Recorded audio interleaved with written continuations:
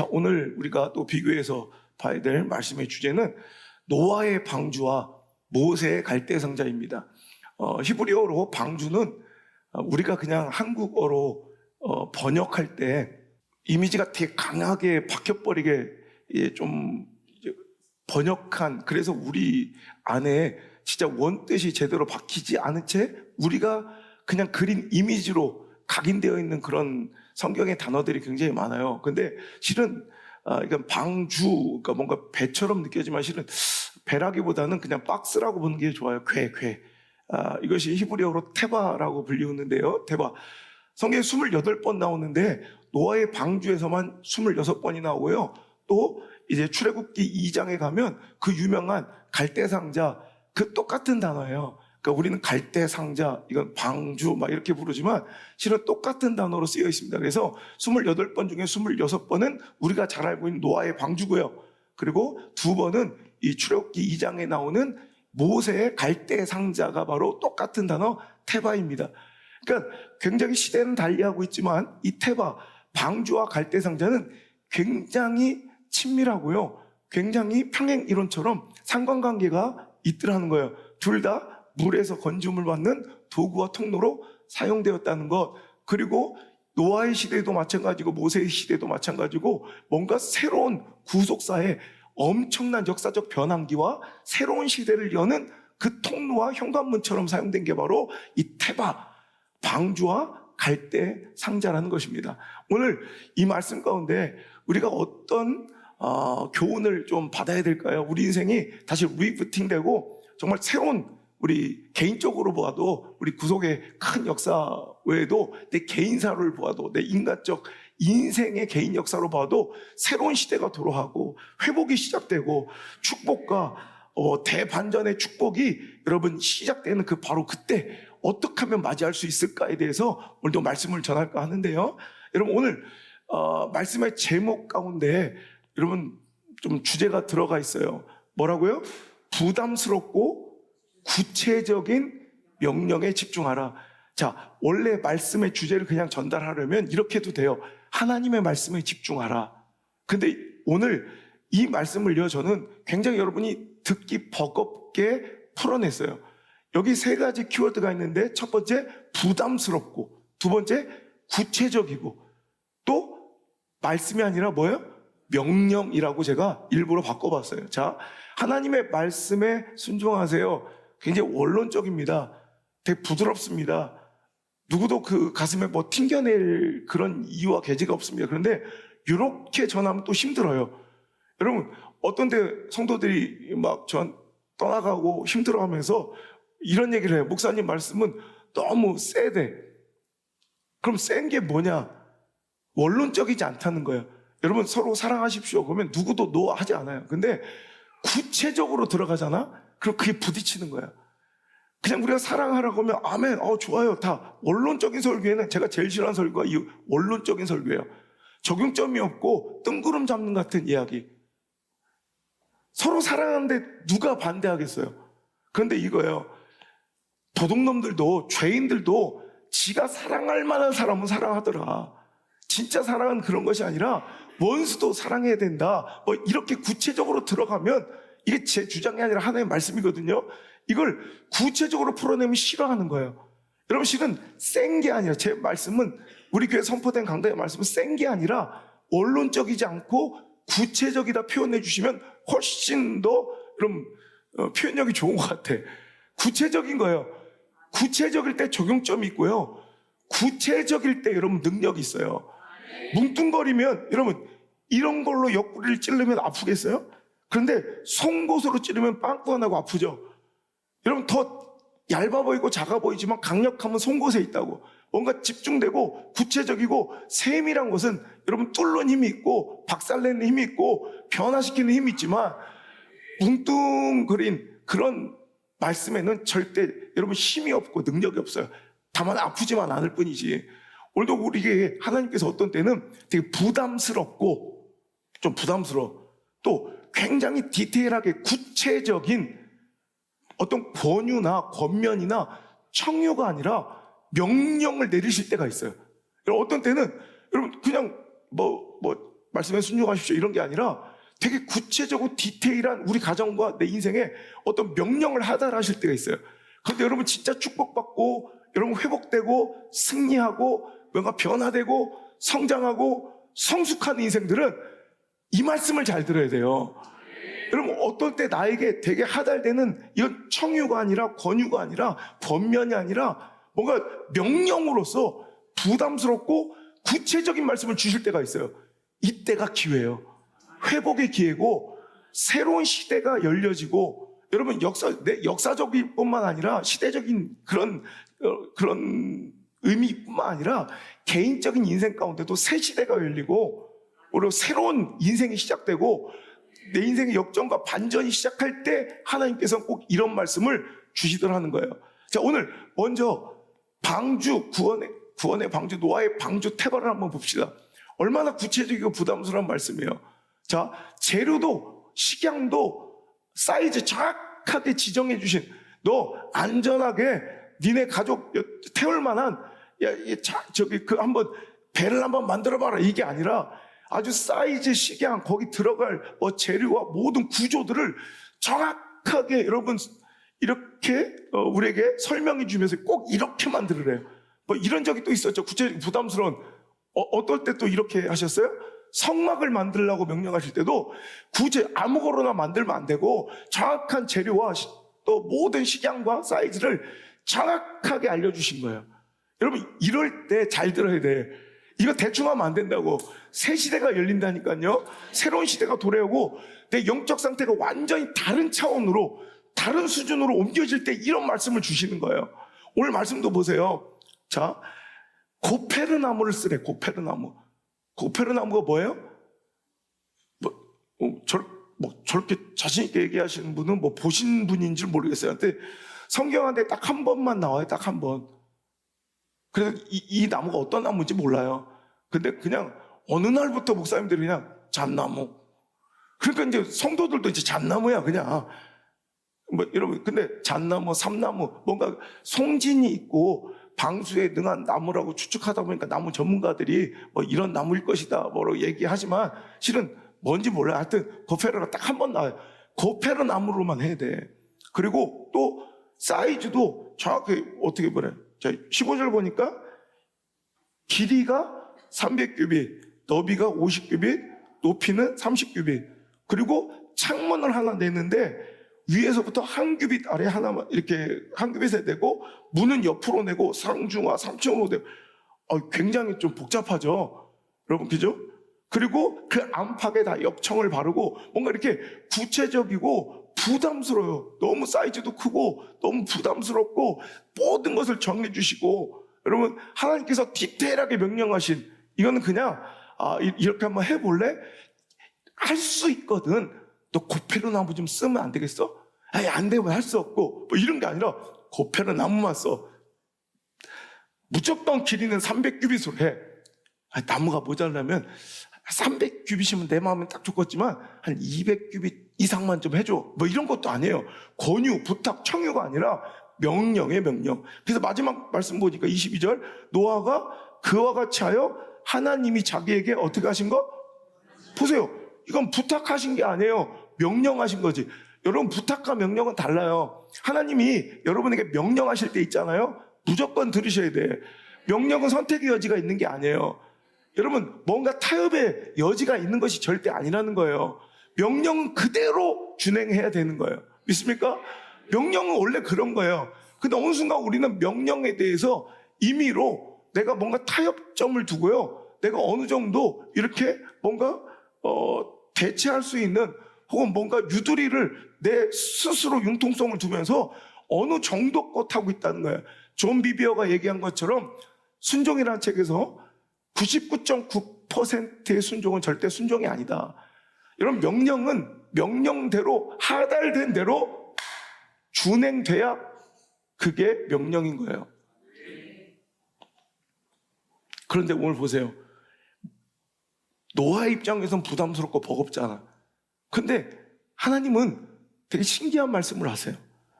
이렇게 나를 힘들게 하고 이렇게 부담스럽게 하고 버겁게 하시는 명령을 주신 하나님께서 자, 14절을 다시 한번 자세히 읽어볼게요. 시작.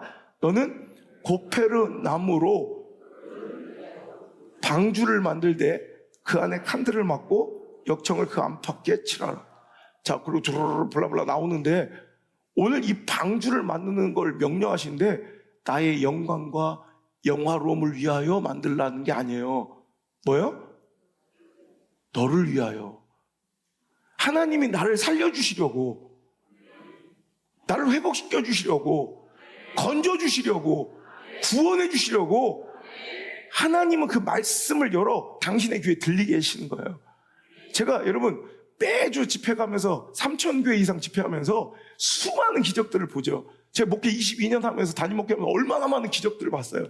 근데 그 수많은 기적들이 일어날 때마다 공통된 특징이 뭐냐면 하나님은 어떤 방법과 어떤 기회와 어떤 통로를 여서서라도 그 사람에게 축복의 주인공, 회복의 주인공, 기적의 주인공, 구원의 주인공에게 말씀을 들려주세요. 이 작업이 항상 먼저 선행된다고요. 말씀이 여러분 이렇게 육신의 귀가 열려서 스피커로 들리는 게 아니라 영의 귀가 열려 하나님 이상하게 나의 말씀으로 들리는 거야. 하나님의 음성으로 들리기 시작하는 거야. 하나님 나에게 주신 약속으로 들리는 거예요. 오늘 말씀을 듣는데 어떤 사람은 그렇구나라고 정보로서 습득한 사람도 있지만 이것이 하나님의 음성으로 나에게 주신 하나님의 약속으로 들린 사람들이 있을 거예요. 그 사람들이 말씀의 주인공이라니까. 하나님은 먼저 선택하시는 거예요. 여러분 복 주시고 은혜 주시고 응답시키고 살려주실 사람들, 부흥시켜 주실 공동체는 먼저 하나님 말씀을 들려주신다니까. 그 작업이 선행될 때 오늘 하나님께서는요 그 말씀을 우리에게 주시는데 뭐예요? 너를 위하여 준 거예요. 너를 위하여. 나를 살려. 오늘 생각보다 오늘 이제 홍수의 심판으로 모든 생명 끊어질 텐데 하나님께서 주신 이대로 만들면 너와 네 가족이 구원받는 거예요. 구체적이고 부담스러워서 왜 그 많고 많은 나무 중에 고페를 써야 되는지 안만 칠하면 안 돼요? 바깥에만 칠하면 안 돼요? 아니 안팎에다 역청을 칠해야 되고 상주가 3층으로 만들어야 되고 길이는 꼭 300규빗 해야 되고. 여러분 이런 구체적인 명령에 하달될 때 우리는 부담스럽고 벗고 도망치고 싶어요. 근데 보세요. 이 말씀에 집중해야 내가 산다니까. 이 말씀에 집중해야 새 시대가 열린다니까. 새로운 인생이 도래하고 차원이 다르고 수준이 다른 인생이 나와 내 자녀들에게 시작되는 그 시작점은 바로 부담스럽고 구체적인 이 말씀이 주어질 텐데 대부분 사람들은 부담스럽고 구체적인 말씀이 이렇게 명령되고 하달될 때 대부분 어떻게 반응하냐면 귀를 막고 떠나가요. 오히려 이때가 가장 중요한 순간에 이 말씀을 안 들어요. 그러니까 새로운 역사가 일어나지 않고 회복이 일어나지 않고 그 시퍼렇게 살아계신 하나님의 역사가 내 삶 속에서는 경험되지 않는다는 말이에요. 여러분 어떤 때 저에게 하나님께서 누군가를 통해서 상황을 통해서 이렇게 부담스럽고 구체적인 명령을 하달하실 때가 있어요. 그럴 때 보면 항상 보면 그때 당시에는 너무 버겁고 힘들어서 정말 도망치고 싶고 거부하고 싶은 말씀, 불순종하고 싶은 유혹이 컸지만 그 명령 주신 대로 그 구체적이고 부담스러운 말씀을 받아들였을 때 저도 목회 영적 세계의 새로운 시대가 도래하는 것을, 새로운 차원과 수준이 그 목회와 영적 세계가 열리는 것을 저는 얼마나 많이 경험했는지 몰라요. 제 일전에 제가 이제 집회 자체를 저는 별로 이렇게 좋아하는 사람이 아닌 거로 집회 나가는 것 자체에서 굉장히 부담스럽고 처음에 집회가 막 시작됐을 때도 시작하자마자 하루도 안 쉬고 막 그냥 계속 집회가 5년씩 밀리는데 한 번 하고 오면 집회 한 번 하고 막 이런 5, 6개, 7개가 막 몰려오는 거야. 그런데 제가 경험해 보신 분은 알겠죠. 그때 당시 2012년에 저와 함께 있었던 분은 알겠지만 그때 6개월 하고 제가 그만둔다고 도저히 이건 나랑 어울리는 작업이 아니다. 그때 하나님께서 강한 명령으로 여기저기서 저를 위해서 금식하고 기도하신 분이 전화들이 오는 거예요. 누군지도 몰라요. 하나님께서 기도하는 가운데 목사님의 사역이 계속 이어지길 원하신답니다. 그 말만 하고 끊는 거예요. 하나님께서 저에게 금식을 명령하셨는데 3일 금식하고 전화드리는 겁니다. 어떤 목사님이 일주일을 금식하고 전화드려요. 지금이야 제가 좀 알려져서 아는 사람이 알지만 그때는 알려지도 않을 때인데 어떻게 수소문해서 연락을 했는데 하나님께서 기도하는 중에 안소 목사를 위해서 기도하라 명령 주셔서 지금 7일째 금식 기도하고 전화하는 겁니다. 이런 연달아서 전화가 오는 거예요. 하나님께서는 당신의 이 사역이 계속 이어지길 원하십니다. 그래서 할 수 없이 울면서 또 나가기 시작해서 이제 거의 15년 가까이 이렇게 말씀을 전하고 있는데, 그 가운데 저는 놀라운 게, 저는 해외 집회 가는 것도 더 싫어했어요. 그래서 한 5, 6년 동안 해외 집회 들어와도 뭐 받지도 않았어. 그런데 어느 날 제 선배님 중에 제가 가장 존경하고 제가 사랑하는, 유일하게 우리 교단의 선배 목회자 중에 형님이라고 부르는 유일한 분이 계세요. 우리 이수희 목사님이라고. 이름은 되게 이쁘잖아, 이수희. 근데 생긴 건 호랭이였죠. 뭐 소송처럼 생겨가지고. 근데 우리 교단에 지금 총장하고 계신데, 어느 날 저를 불러서 몇 번 전화해서, 야, 내가 그 집회 간 교회 중에 굉장히 크고 뭐 유명한 교회가 있으면, 야, 안 목사, 이 교회 좀 한번 가봐. 이 교회 좀 한번 소개시켜 줄게. 그럼 저는 그게 싫은 거야. 야, 목사님, 저는 지금 저에게 들어온 집회만으로도 충분하고요. 전 누구 이렇게 막 연결해서 가는 거 싫으면 계속 거절했어요. 그런데 어느 날 미국 워싱턴에 집회를 한번 가봐. 그래서 제가 그때도, 형님, 저는 좀 지금 집회도 너무 많이 밀려있고 미국 집회 한번 들어가면 2주를 빼야 되는데 주일도 저는 비우는 것도 싫고요. 그때 형님이 하신 말씀이, 아우야, 내가 지금까지 너에게 했던 것은 부탁이었지만 이건 부탁이 아니야, 명령이야. 난 아직도 그 말을, 그래서 예, 알겠습니다, 형님이 그렇게 말씀하시면 예, 알겠습니다, 그러고 간 거예요. 그래서 만난 게, 제가 이제 매년 집회 가고 있는 워싱턴의 멜랜드의 새소망교회를 만나게 된 거예요. 가족 같은 교회, 정말 영성이 똑같아서 정말 갔다 오면 힘이 나고, 여러분, 내가 좀 흔들리고 정말 외롭고, 이 길이 정말 맞나? 왜 이렇게 빡세고 힘들게 난 목회해야 되지? 좀 타협하고 싶을 때가 있어요. 저도 대충 좋은 게 좋다고 좀 이렇게 편하게 해주고 싶을 때, 그 교회 가면, 갔다 오면 알죠? 막 불이 막, 미국 집회 갔다 와서 그 다음 집회 가거나 교회 오면 막 난리 나는 거야. 박살 나는 거야. 막 서로 그걸 철을 연단하듯 서로 연단되는 거. 이 길이 맞구나. 그러면 서로 강한 이런 영성으로 다시 재무장되는. 전 지금도 너무 감사한 거예요. 그때 생각하면, 그때 구체적이고 부담스러운 명령으로 저에게 하달해준 그 형님의 그 조언이, 가보니까 왜 저를 그곳에 꼭 만나서 이제 다음 세대까지도 이어져서 준비시켰는지를 이제 깨닫게 되는. 여러분, 하나님도 그래. 인간도 이럴진데 하나님께서 우리에게 구체적이고 부담스러운 말씀을 주실 때 우리를 골려먹고 우리를 힘들게 하고 우리를 쥐어짜고 뭔가 탐나놀이처럼 우리를 억압하고 착취하려는 목적이 아니라, 우리를 더 높은 수준과 차원으로, 정말 더 깊은 영적 수준과 세계로 인도하시려는 하나님 놀라운 초대장이 바로 우리 허접하고 하찮고 누추한 우리 인본주의의 이 세계관과 우리의 생각과 지식으로는 이게 어떻게 느껴지는 거예요?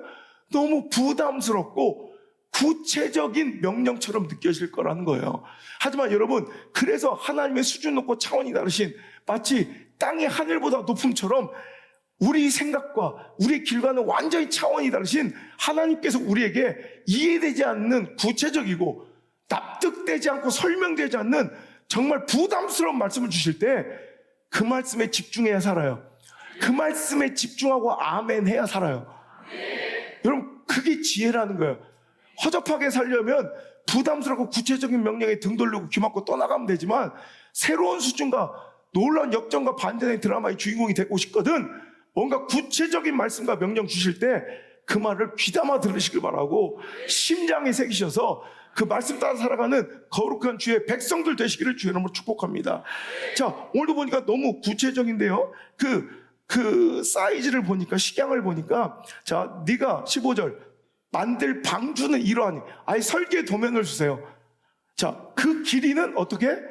300규빗, 너비는 50규빗, 높이는 30규빗으로 하라.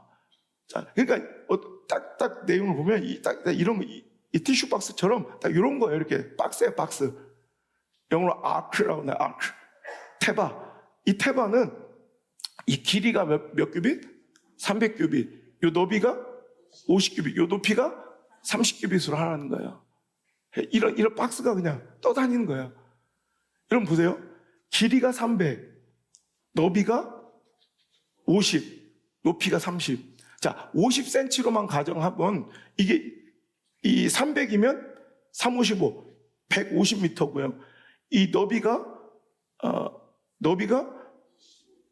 50규빗이면 5는 25, 높이가 30면 53, 15, 150, 15m. 그러니까 15m, 25m, 150m.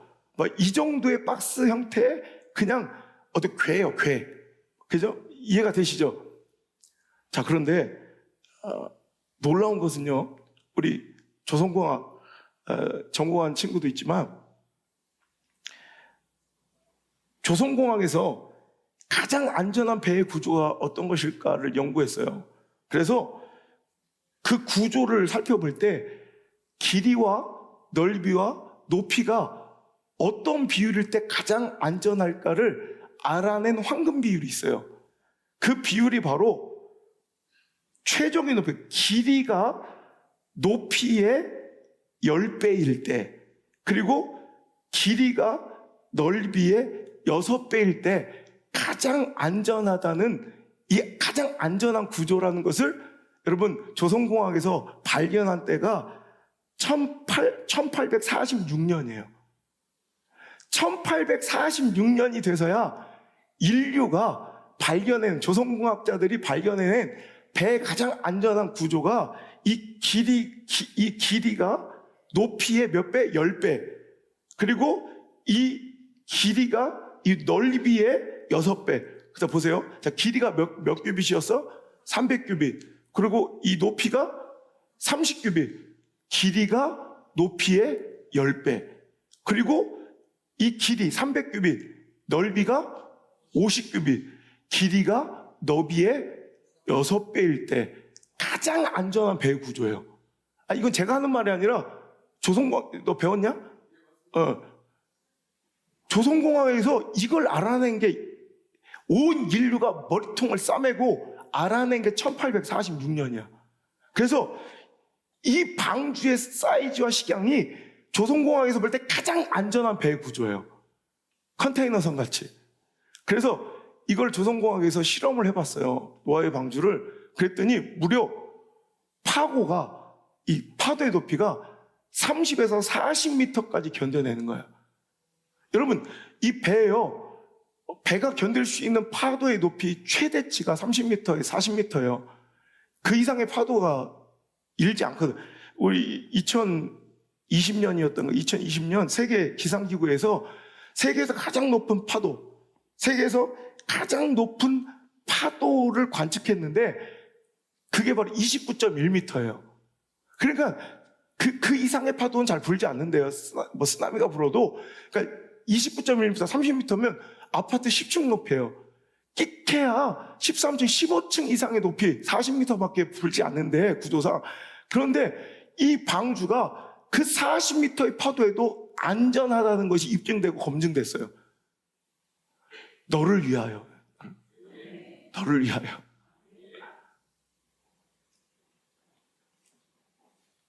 타락 안전성, 구조 안정성, 회복 안전성을 모두 통과한 배가 바로 이 아크, 테바, 노아의 방주였다는 거예요. 너를 위하여. 하나님의 홍수의 심판이 지면에 내릴 것을 아시고 너를 위하여. 오늘도 여러분, 하나님께서 구체적이고 부담스러운 명령 주실 때 우리는 알지 못하지만 여호와 이래. 너를 위하여, 우리를 위하여, 우리 가정을 위하여, 내 자녀를 위하여 살리시고 건지시고 회복시키시고 더 존귀하게 높이시려고 주신 말씀인 줄 믿으시고, 여러분 그 말씀에 더 집중할 수 있기를 주의 이름으로 축복합니다. 또 하나님 주신 말씀, 불가능해 보이는 명령에도 여러분 순종하시길 바랍니다. 그 뒤에 보니까 저는 내가 이 말씀을 준비하면서 먹씩 웃었던 게, 전 상상력이 풍부해서 뭘 글을 읽으면 글 속 안에 들어가서 제가 이렇게 막 이렇게 입체적으로 전 사고하는 게, 어릴 때부터 이게 상상하는 게 이게 특화가 돼가지고 한참 바빴다. 이 말씀 준비하면서 배도 한번 만들어보고 나무 베러 다니고 막 너무 힘들었는데, 어디서 제가 기브업 했냐면, 배는 만들려면 만들겠어. 120년 걸리니까 만들려면 만들겠는데, 좀 또 성실한 건 또 꾸준히 하는 건 자신 있으니까. 근데 여기서 문제예요. 19절 시작. 혈육 있는 모든 생물을 너는 각기 암수. 이게 문제예요. 여러분 이거 우린 단순하게 생각하지만 가서 생물을 잡는데 20절 새도 그 종류대로 가축도 그 종류대로 여기서 문제예요. 땅에 기는 모든 것도 지렁이는 어떤 게 암수요. 뱀 잡기도 힘들어주는데 또 암수를 골라야 돼. 너 암놈이니 순놈이니. 여기서 전 기부업하고 싶더라고. 여러분 동물 나는 배는 만들겠어. 어느 세월에 이 동물 가축들을 언제 다 쫓아다니면서 잡았는데 또 순놈이요. 암놈 잡으러 또 가야 돼. 여러분 그것도 종류대로 암놈 안 웃겨요? 나 엄청 바빴는데 여기서 주님 안 되겠습니다. 아니 한두 마리도 아니고 모든 새들을 종류대로 암수 2마리씩 잡다가 거기서 새를 또 어떻게 잡아? 새를 또 땅에 겨다닌 것까지는 내가 괜찮겠는데 새를 잡는 것도 여러분 1년가에 한 마리 잡거든요 새? 근데 새를 종류대로 또 잡았는데 또 암놈 잡았는데 다음날 또 암놈이요. 그것도 종류대로 암수를 다 잡는 막 돌아버려. 여러분 이거예요. 어떤 때는 구체적이고 부담스러운 명령도 어떤 때는 불가능해 보이는 명령도 우리에게 주실 때가 저 개척할 때 하나님께 주신 명령들이 다 그랬어요. 여러분 말도 안 되는 명령 불가능해 보이는 명령 우리에게 주실 때가 있어요. 여러분 그럴 때 없습니까? 근데 여러분 오늘 여러분이 주신 메시지는 불가능해 보이는 그 명령에 무조건 순종하라는 거예요. 그냥 무조건 순종하고 그냥 순종하라. 이성적인 계산으로 논리로 따져보면 하나님 말씀 중에 우리가 순종할 수 있는 건 여러분 1% 2%도 안 돼요. 여러분 논리가 개입되고 이성이 개입되면 도무지 우리가 따르고 순종할 수 있는 하나님의 말씀은 1%도 안 될 거예요. 그냥 논리적으로 생각하지 말고 이성적으로 따지지 말고 하나님의 말씀은 어떻게 된다? 무조건 순종. 그냥 순종하고 보는 거야. 여러분 근데 웃긴 건 여러분 하나님 여기서 만약에 노아가 할아버지가 막 하나님과 변론하고 토론하고 막 회의하고 막 따지러 왔으면 아직까지도 못 잡아요. 야 이거 어떻게 한단 말입니까? 불가능한 확률로 가능성으로 상황과 처지와 형편으로 나왔으면 이건 끝나지 않는 여러분 신앙생활이야. 근데 그냥 노아는 뭐 아무것도 그냥 예한 거예요. 하나님께서 뭔가 명령하시면 우리 그냥 네라고 답하세요. 그것만 하면 돼. 하나님은 우리가 민첩하게 날아올라 새를 막 종류대로 다 잡는 걸 그 능력을 믿으신 게 아니에요. 우리에게 그냥 순종을 바라신 거예요. 아멘을 바라신 거예요. 아멘을 바라시는 거예요. 우리가 아멘을 드리면 하나님이 해주세요. 우리가 순종을 내어드리면 하나님은 순종할 수 있는 능력을 주세요. 우리가 예라고 답하면 하나님은 우리가 결단만 하면 하나님께서는 할 수 있도록 모든 것들을 조성해 주시고 길을 내 주신다는 거예요. 근데 우리가 길 낼 자신이 없고 모든 것을 해낼 확률과 가능성이 떨어지면 우리는 불순종의 길로 간다는 거죠. 이러니까 하나님 역사가 일어나지 않는 거예요. 우리의 능력으로 하는 게 아니라 우리를 사용하시지만 하나님이 결국 하시는 거예요. 우리가 네 하고 순종하고 아멘하고 결단 내어드리면 우리 하나님이 힘 주시고 능력 주시고 길을 열어주시는 분이라는 걸 여러분 체험하셔야 돼요. 여러분 노아가 할 수 있는 자신감에 충만해서 아멘한 게 아니라 그냥 하려고 했더니 제안에 네라고 답했더니 갑자기 그 다음날부터 애들이 들어와 줄을 서서 암수 한 쌍씩 애들이 그냥 알아서 들어와서 짝짝짝 자기 칸에 들어가. 여러분 이거예요. 내가 하는 게 아니란 말이에요. 오늘도 여러분 우리가 불순종한 이유는 내 이성과 내 자아가 아직도 개입돼서 계산질을 하고 있으니까 안 되는 거예요. 여러분 제가 만약에 이성적으로 논리적으로 확률적으로 상황적으로 처지 형편 감정 가능성을 따지고 있었더라면 저는 아직도 개척을 못했어요.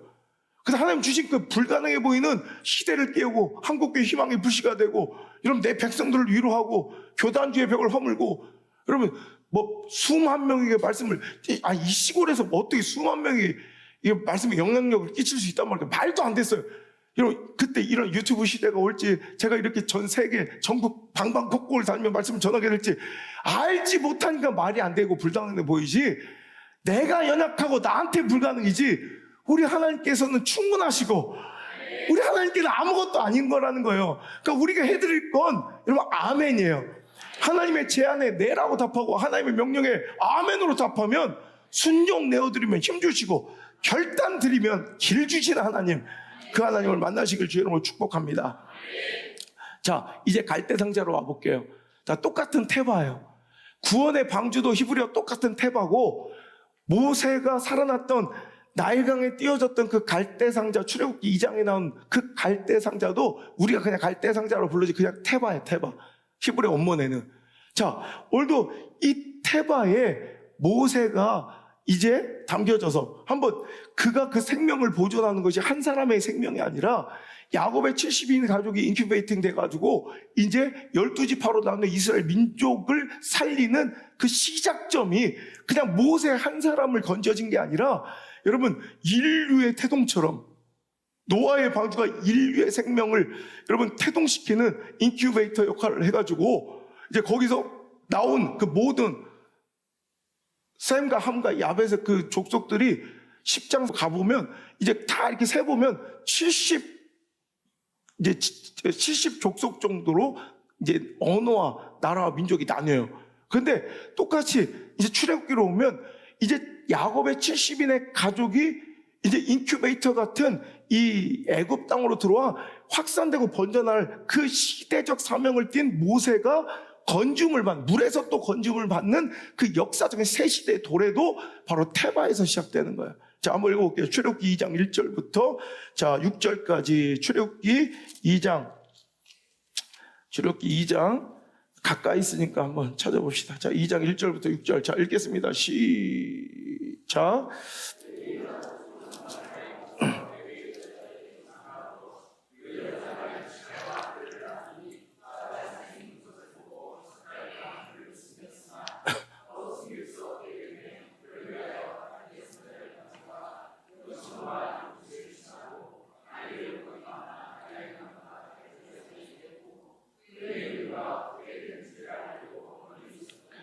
바로의 딸이 목욕하러 나일강으로 내려오고 시녀들은 나일강가를 거닐 때 그가 갈대 사이에 테바를 보고 시녀를 보내어 가져다가 열고 그 아기를 보니 아기가 우는지라 그가 그를 불쌍히 여겨 이르되 이는 히브리 사람 아기로다. 이렇게 해서 건중을 받는 이 갈대 상자, 또 갈대 사이에 상자, 이게 바로 방주.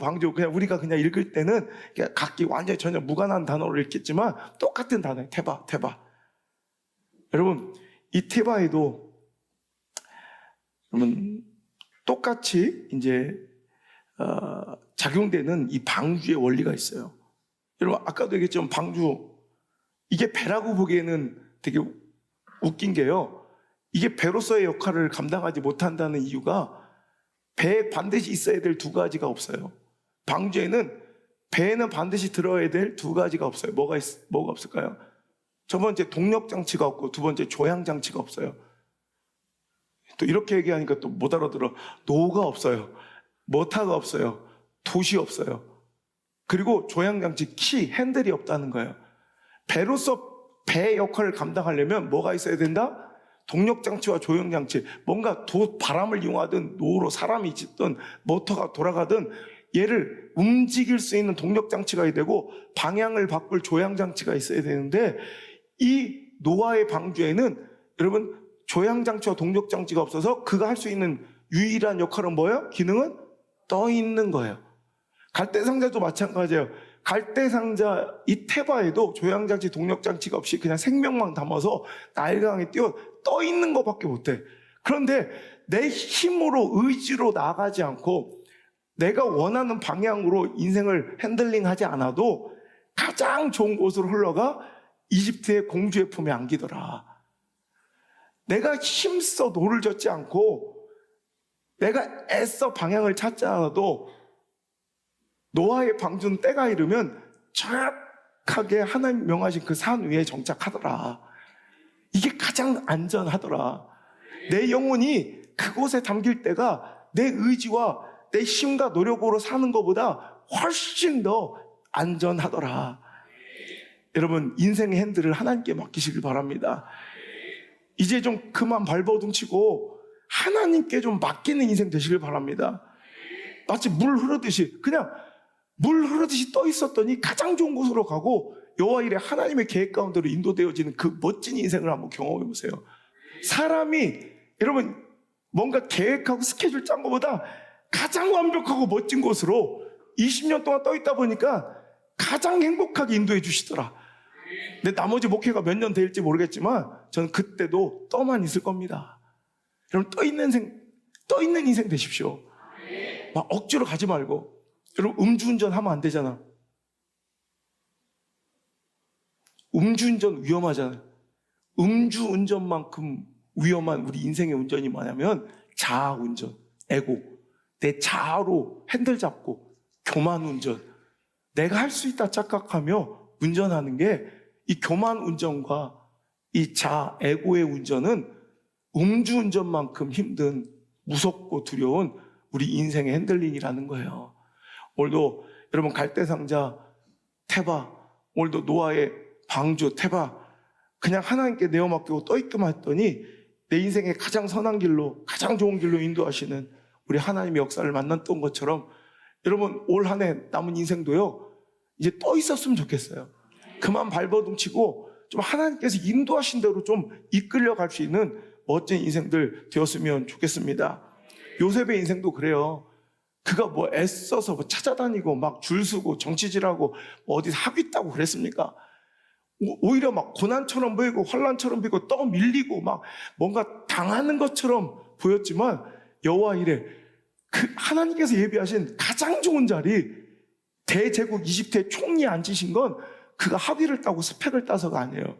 그냥 순종당하고 환난당하고 연단당하고 고난당했더니 그가 있는 곳이 떠 있었더니 그 가운데 버티고 견디고 살아낸 거. 그래서 제가 이걸 믿음이라고 하는 거예요.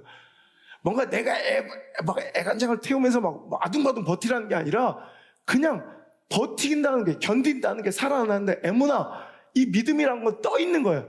그 하나님 주신 사원과 처조 형편에 떠 있는 자가 결국 승리자가 된다는 거예요. 여러분 그리고 또 이 방주와 또 테바 갈대상자 사이에 또 연관성 똑같은 거. 자, 또 뭐가 있을까요? 자, 두 가지 동력자 조향장치가 없었다. 또 하나 이거 찾으신 분 제가 선물 하나 드릴게요. 자, 또 공통점 뭐예요? 그렇죠. 하여튼 나는 말씀을 전하는 자지만 이렇게 또 은혜를 받아. 사람은 외모로만 판단하면 안 되겠구나. 아무것도 모르게 생겼는데 알잖아. 우리 지혜롭게 생긴 것들은 아무것도 모르고. 그래서 맞아요. 역청을 바른 거예요. 역청을 발랐더니 그 안에서 안전하더라. 여러분 우리도요 내 스스로는 갈대처럼 무능하고 연약한 존재들이에요. 갈대는 속도 비어있고요 뭐 하나 의지할 수 있는 단단한 구석이 없어요. 그런데도 그 갈대로 엮어진 그 상자 안에 뭐만 바르면 역청만 잘 바르면 틈이 메워지고 물 위에 가라앉았고 그 생명이 보존되는 것처럼 방주도 375일 1년 10일을 그 안에서 물 위에서 떠 있으면서도 가라앉지 않는 이유는 뭘 발랐기 때문에? 역청을 발랐기 때문에. 우리 인생도 마찬가지고요 우리 교회도 마찬가지예요. 역청 바른 교회가 침몰하지 않고요 역청 바른 인생이 침몰하지 않는데 그 역청은 바로 예수 그리스도의 보혈의 피입니다. 예수 그리스도의 보혈의 피가 안팎으로 발라져야 틈이 벌어지지 않죠. 여러분 그래서 성막을 만든 이후에 하나님께 관유를 제조하라고 말씀하세요. 관유. 그래서 뭐 올리브유와 계피 여러 가지 기름을 제조법이 나와요. 그것도 구체적이고 부담스럽게 그거 섞어서 관유를 만들어서 성막의 모든 곳에 바르고 모든 기구에게 다 발라야 그것이 거룩하게 진대. 똑같은 그냥 나무떼기 똑같은 덩어리 금덩어리였지만 거기에 뭘 바를 때 관유를 부어 바를 때 그것이 거룩하고 그것에 접촉하는 모든 것이 거룩해지는 것처럼 오늘도 교회는 지성소 이 성소의 모델처럼 교회도 이 자체가 껍데기가 여러분 이게 뭐가 이 시스템이 이 건물이 교회가 아니라 예수 그리스도의 보혈의 피가 발라진 그 은혜 받은 자들의 모임이 교회가 돼야 되는 거예요. 갈대처럼 힘이 없고 연약한 작은 바람에도 흔들리는 갈대 같지만 그 연약한 갈대들이 모여서 엮어졌는데 역청만 바르면 가라앉지 않는 것처럼 우리는 정말 상한 갈대 같은 인간적 세상적 눈으로 보면 포기하고 버려져야 될 것 같은 갈대 같은 존재들이지만 그것이 모여서 붙팅기고 버팅기며 함께 모두어져서 예수 그리스도의 보혈의 피가 발라지니까 절대로 침몰하지 않는 그런 배가 되더라. 여러분 히브리서 9장 14절에 하물며 영원하신 성령으로 말미암아 흠없는 자기를 하나님께 드린 그리스도의 피가 어찌 너희 양심을 죽은 행실에서 깨끗하게 하고 살아계신 하나님을 섬기게 하지 않게 못하겠느냐. 즉 오늘도 우리는 흠 있는 자들이고 여러분 마귀에게 에베소서 4장 27절에 말씀 마귀에게 틈이 보이는 자들이에요. 하나님은 성경을 통해 우리에게 마귀에게 틈을 주지 말라. 근데 우리는 완벽한 행실로서 빈틈 보이지만 이게 아니에요. 우리는 빈틈 투성인 걸. 우리는 흠 있고 빈틈이 있을 수밖에 없는 존재라는 거예요. 그 마귀에게 틈을 보이지 말라는 건 더 완벽한 행실로 퍼펙트하게 살아가라는 거 이게 아니라 오늘도 그 틈을 뭘로 메우라? 예수 그리스도의 보혈의 피로 메우라는 거예요. 여러분 오늘도 잘난 척, 깨끗한 척, 의로운 척, 성결한 척, 거룩한 척해서 되는 게 아니라 틈을 인정하고 흠을 인정하고 예수 그리스도의 보혈의 피를 의지하며 회개하는 거. 여러분 그 보혈의 피를 의지하여 그 양심을 깨끗해 해야 하나님을 섬기는 자가 될 수 있다는 거예요. 요한일서 1장 6절로 10절까지 함께 읽어보겠습니다. 자, 우리가 어떤 존재입니까? 시작. 만일 우리가 하나님과 사귐이 있다 하고 어둠에 행하면 거짓말을 하고 진리를 행하지 아니함이거니와 그가 빛 가운데 계신 것 같이 우리도 빛 가운데 행하면 우리가 서로 사귐이 있고 그 아들 예수의 피가 우리를 모든 죄에서 깨끗하게 하실 것이요. 만일 우리가 죄가 없다고 말하면 스스로 속이고 또 진리가 우리 속에 있지 아니할 것이요. 만일 우리가 우리 죄를 자백하면 그는 믿으시고 의로우사 우리 죄를 사하시며 우리를 모든 불의에서 깨끗하게 하실 것이요. 만일 우리가 범죄하지 아니했다 하면 하나님을 거짓말하는 이로 만드는 것이니 또한 그의 말씀이 우리 속에 있지 아니하니라. 자, 오늘 우리의 소망은 뭐라는 거예요? 우리가 죄 없다고 주장하는 게 소망이 아니라는 거예요. 우리가 만일 죄 없다, 난 범죄하지 않는다, 난 흠이 없다, 난 틈이 없다 얘기하는 건 하나님과 그 말씀이 내 안에, 진리가 내 안에 있지 않는 자들이에요. 그러니까 여러분 어떤 사람들이 적그리스도적 행위를 하고 여러분 교회를 쪼개고 박살내고 여러분 충돌하고 저항하고 하나님의 구속사 역사를 막는 아말렉 같은 짓거리를 하느냐? 내가 흠 없다고 믿는 자들이에요. 의롭다고 착각하는 자들이에요. 이런 자들 하나님이 그 안에 안 계시다고 하는 분명히 성경서에 말씀하고 있어요. 내가 의롭다고 주장하는 자들은 하나님이 계시지 않는 거예요. 오히려 내가 죄인이라고 믿는 자, 내가 흠 있다고 인정하는 자 가운데 하나님이 계시고요. 그런 자들 그냥 두지 아니하시고요. 하나님이 예수 그리스도의 보혈의 피로 깨끗하게 해주시고 그를 건져주신다 약속하신 거예요. 오늘도 우리가 의롭다, 흠 없다, 여러분 나는 빈틈이 없다 착각하지 말고 척 거룩한 척, 신실한 척, 의로운 척 하지 말고 오늘도 회개만이 살 길이다. 그러니까 어떤 사람이 의롭고 여러분 어떤 사람이 살고 구원받고 리프팅 되느냐? 예수 그리스도의 보혈의 피 역청처럼 발라진 인생이지 완벽한 행실로 의로움을 산 사람들이 자기 의지와 공로로 살아간 사람들이 아니란 말이에요. 오늘 이것만이 살 길이에요. 교회 다닌다고 되는 게 아니라 정말 우리가 죄 가운데 있음을 연약함을 인정 하나님께 바짝 엎드려 회개하고 그 예수 그리스도의 보혈의 피 가운데 그 태박 가운데 들어가 있는 사람이 실은 소망 있는 사람이라는 거예요. 여러분 교회 안에 그냥 육신의 껍데기가 머물러 있다고 내가 교회 다닌다고 다 의로운 게 아니에요. 진짜 의로움은 내가 그 피 속에 잠겨야 되고 내가 그 구원의 방송 태박 안에 들어가야 그게 진짜 그 보혈의 피를 의지해서 내 더러운 양심을 깨끗게 해주십시오. 나는 정말 죄 많은 인생이지만 내 죄를 그 보혈의 피로 씻어주십시오라고 하나님의 그 은혜와 긍휼과 예수 그리스도의 보혈의 피를 의지하는 자가 깨끗한 자라는 거예요. 그게 소망 있는 자라는 거예요. 여러분, 제가 얼마 전에 밥을 먹다가 진짜 실로 오랜만에 밥을 뿜은 적이 있어요. 저 이영섭 집사랑 같이 밥을 짜장면을 하나 먹는데 뭔 얘기하다가 자기 이제 그 부부간에 사는 얘기를 하는 거예요. 근데 목사님, 우리 아내는 그 김동 집사는 확실히 경상도 여자라 너무 이렇게 투박하고 이렇게 무뚝뚝하대. 이렇게 막 로맨틱한 게 없대. 그래서 참 자기가 힘들다는 거예요. 그 나도 그렇다. 경상도 여자랑 사는 나도 그 마음을. 근데 가만히 생각해보고 저도 경상도인데. 나야 그런 얘기 할 수 있지. 나는 경상도 사람이 아닌데 경상도 여자를 만났으니까 어떻게 뭘 해줘도 막 그걸 감동하고 막 스윗하게 같이 이렇게 해야 되는데 제가 결혼하고서 처음 한두 달 전에 하여튼 결혼하고 나서 첫 번째 결혼 기념일이었던 하여튼 내가 어디서 꽃을 줬더니 몇 시간 되고 쓰레기통에 들어가 있는 거야. 뭐 먹지도 못할 거 막. 나도 그런 적이 있다. 그런 얘기를 했어요. 근데 가만히 저도 경상도잖아. 근데 너도 경상도 아니야? 그때 목사님 저는 서울 피가 흘러요. 그래. 너 서울 사람이야? 그때 서울에서 100일 살았대. 그 서울에서 진짜 태어났대요. 서울 태생이래. 그 100일 살다 이사 왔다는 거야. 야, 그게 무슨 서울 사람이 그때 무슨 소리예요? 전 고향이 서울인데. 그때 김동준 집사가 그래. 목사님 정말요? 내가 얼마나 짜증이 나는지 서울로 물건 띄러 가면 사투리도 안 써요. 자기 서울 사람이라고 서울말만 한대, 재수없게. 야, 서울에서 아무리 태어나서도 100일 살다 온 게 무슨 서울 사람이냐 그랬더니 하는 말이 뭔지 알아? 목사님 저 방학 때마다 서울 갔어요 이래. 여러분 저는 그렇게 생각해요. 그래, 서울에서 100일 살았다고 방학 때마다 서울 갔다고 서울말 사투리 경상도 말만 안 쓴다고 서울 사람이냐? 누가 봐도 너는 경상도 사람이다. 우리도 딱 그거 하면서 이런 생각이 들대. 우리가 뭐 모태신앙이든 뭐 교회 다닌다고 내가 거룩한 신앙의 언어만 쓴다고 그런 사람 많잖아요. 할렐루야 주님의 은혜입니다. 다 주님께서 하셨지요. 그렇습니다. 이런 말만 쓴다고 그게 구원의 자녀이냐. 그리고 가끔씩 방학 때마다 서울 갔다 이거예요.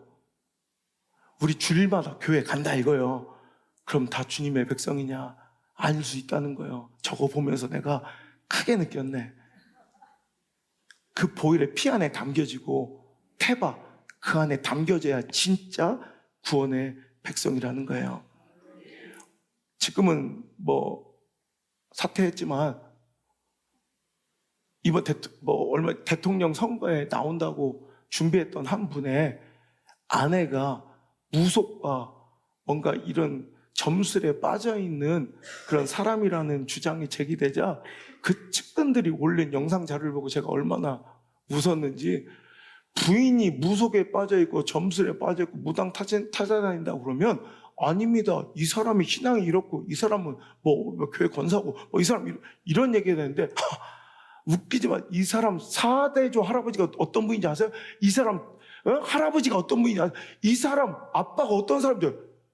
그 할아버지가 목사님이셨고 교회를 세웠고 장로였고 그 엄마가 권사였고 어느 교회 시무 장로였고 그래서 그 사람 어떠냐고 계속 그 사람 물어보는데 그 아버지가 장로였고 엄마도 건축위원회였고 그 할아버지가 교회를 세웠고 그 할아버지는 또 장로님이었고 아니 그래서 그 사람 어떠냐고 그 할아버지가 그거 아무짝에도 쓸모없어. 나의 하나님이 있어야지. 내가 예수님 만나고 그 보혈의 피가 역청 발라지듯 내 인생에 발라져야지. 우리 교회가 진짜 교회고 여러분 우리 인생이 참된 그리스도 안에 사는 여러분 belong to Christ 예수 안에 사는 자들이 될 것이란 말이에요. 여러분 테바 여러분 아크 영어로는 아크인데 이 단어가 또 한 번 구약 가운데 쓸 때가 있습니다. 물론 테바라는 그냥 단어로는 이 28번 방주와 갈대 상자에서 끝나지만 언약궤 할 때 또 아크가 또 써요. 오늘 우리가 담겨져야 될 우리의 방주는 무엇일까? 바로 아크 오브 커버넌트 하나님의 말씀 그 언약 약속 안에 들어갈 때 우린 진정한 내 영혼이 안전한 아름다운 구원의 백성이 된다는 것입니다. 말씀 가운데 들어가십시오. 그 말씀 안에 사십시오. 그래서 오늘도 상한 갈대 같은 우리를 포기하지 않으시고 꺾지 않으시며 어떻게라도 이 땅에 내려오셔서 그 피와 모든 땀을 짓이겨 우리 삶 가운데 다 바르셔서 우리를 의롭다 하신 그 약속 안에 그 약속의 태바, 말씀의 태바, 여러분 그 궤 안에 들어갈 때 우리는 소망이 있고 안전하다는 것입니다. 우리의 방주 탑승해야 돼요. 우리의 방주 안에 들어가야 돼요. 그 방주, 하나님의 약속 안에 내 미래를 담아야 되고, 내 인생을 담아야 되고, 내 근심을 담아야 되고, 내 염려를 담아야 되고, 내 진로를 담아야 되고, 내 계획을 담아야 되고, 내 자식들을 거기에 담아야 소망이 있는 거예요.